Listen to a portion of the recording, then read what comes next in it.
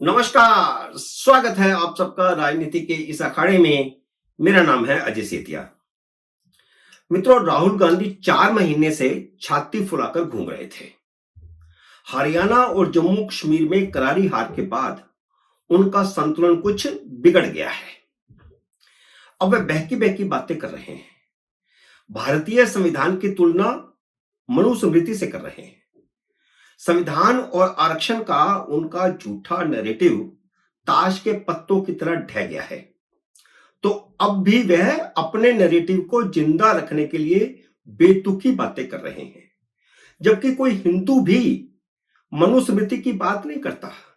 यह बीते जमाने की बात तो हो गई, पता नहीं कितने हजारों साल सैकड़ों साल पहले की बात। उसकी तुलना संविधान से करना सचमुच बेतुकी बात है। इसलिए इंडिया अलायंस के घटक दल भी उन्हें भाव नहीं दे रहे। यूपी के उपचुनावों में राहुल गांधी 4 सीटें मांग रहे थे। अखिलेश यादव ने पहले तो एक तरफा 6 सीटों पर अपने उम्मीदवारों का ऐलान कर दिया, फिर राहुल गांधी को 2 सीटों का झुंझुना थमा दिया। ये दोनों ही सीटें हारने वाली हैं। फारूक अब्दुल्ला और उमर अब्दुल्ला ने दरियादिली दिखाकर अपना ही नुकसान किया। इसलिए उमर अब्दुल्ला ने राहुल गांधी पर तंज कसा है कि उन्हें जम्मू का मोर्चा सौंपा गया था, जहां कांग्रेस एक सीट भी नहीं जीत पाई। कांग्रेस 37 सीटें लड़कर के सिर्फ 6 जीती। अब महाराष्ट्र में उद्धव ठाकरे और शरद पवार जम्मू का उदाहरण देकर कांग्रेस को उसकी औकात दिखा रहे हैं। पिछली बार कांग्रेस और एनसीपी 125 सीटों पर चुनाव लड़ी थी। बाकी 38 सीटें छोटे दलों और निर्दलियों के लिए छोड़ दी गई थी। अब उद्धव ठाकरे सबसे ज्यादा सीटें मांग रहे हैं। महाविकास अघाड़ी में जूतम पेजार चल रहा है। पिछले विधानसभा चुनाव के बाद शरद पवार की शिवसेना टूट चुकी है। महाविकास अघाड़ी में शामिल होने के बाद शिवसेना भी टूट चुकी है। पिछले विधानसभा चुनाव में भाजपा शिवसेना का गठबंधन हुआ था, हालांकि 2014 में नहीं हुआ था।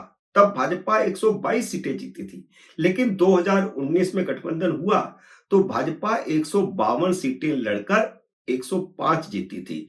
यानी शिवसेना से गठबंधन करके भाजपा को 17 सीटों का नुकसान झेलना पड़ा।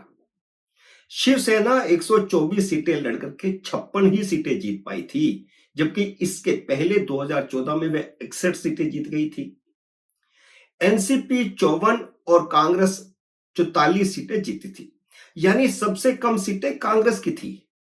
लेकिन लोकसभा चुनाव में सबसे ज्यादा 13 सीटें जीतकर कांग्रेस ने अघाड़ी में जो वर्चस्व कायम किया था, वह हरियाणा और जम्मू कश्मीर ने खत्म कर दिया है।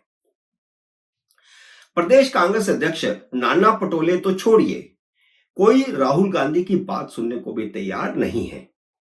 इसलिए सीटों के बंटवारे की बागडोर 84 साल के शरद पवार पर आ गई है।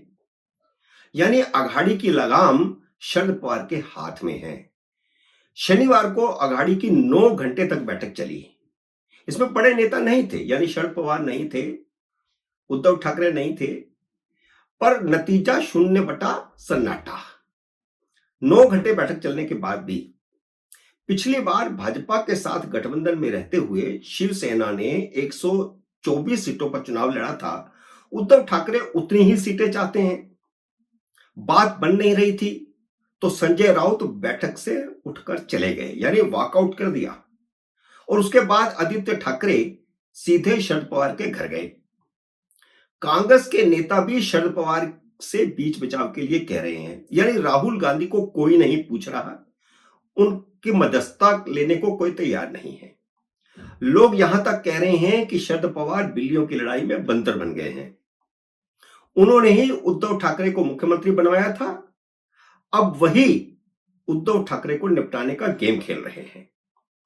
उद्धव ठाकरे विदर्भ की 12 सीटें मांग रहे हैं। इनमें 6 सीटें भाजपा के पास हैं, एक अजीत पवार की एनसीपी के पास है और बाकी 4 सीटों पर निर्दलीय विधायक हैं। कांग्रेस इन 12 सीटों में से एक भी उद्धव ठाकरे को देने को तैयार नहीं है। इसके अलावा नासिक की सीट पर विवाद है, जहां उद्धव ठाकरे ने सुधाकर बड़गुजर को लगभग फाइनल कर दिया है। लेकिन कांग्रेस इस सीट पर दावा ठोक रही है। बात टूट के कगार पर है और उद्धव ठाकरे ने अपने चचेरे भाई राज ठाकरे को बुलाकर उनसे बंद कमरे में बात की है।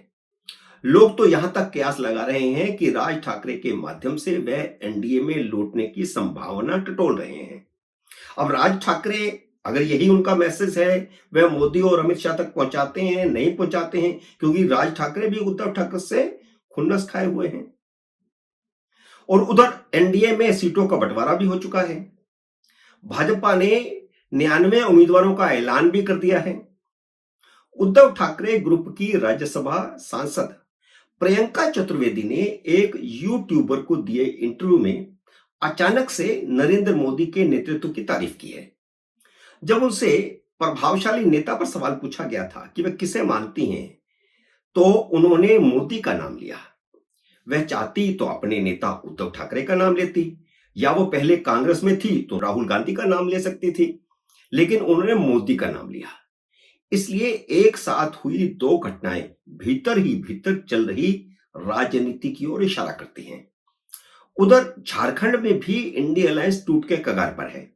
हेमंत सोरेन ने राहुल गांधी को 31 की बजाय 27 सीटें दी हैं।